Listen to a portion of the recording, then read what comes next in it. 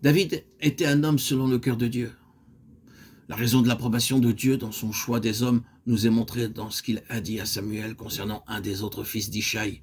Ne prends point garde à son apparence, à la hauteur de sa taille. L'Éternel regarde au cœur. 1 Samuel 16, 7. Dans le cas de David, le cœur que Dieu avait vu est révélé dans le combat contre Goliath. Et c'était ce cœur qui a fait de David l'homme selon le cœur de Dieu, tout le reste de sa vie. Qu'est-ce que Goliath? Qui est-il?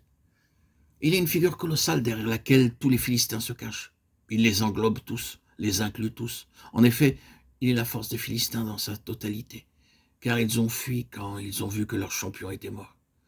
La nation est liée à cet homme et est représentée par lui. Que sont les Philistins typiquement?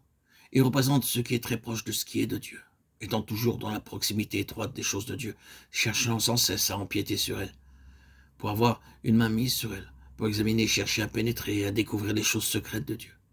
Vous vous rappelez leur attitude à l'égard de l'arche quand elle parvint entre leurs mains.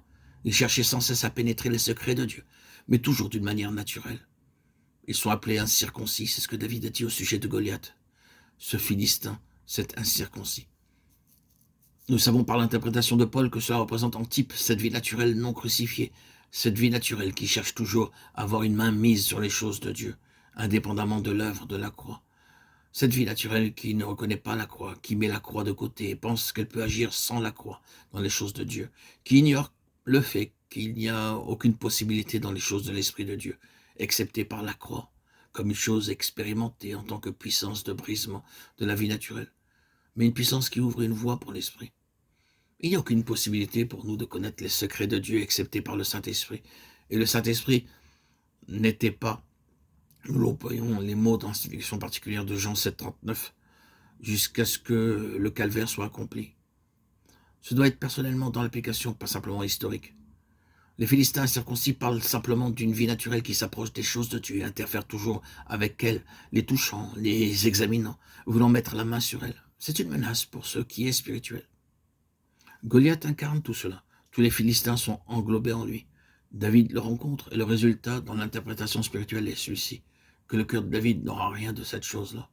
Il se place lui-même dans la position où toutes les choses seront de Dieu et rien de l'homme. Il n'y aura ici, dans les choses de Dieu, aucune place pour la nature. Mais cette force naturelle doit être détruite. Les Philistins deviennent les ennemis perpétuels de David, et lui, le leur.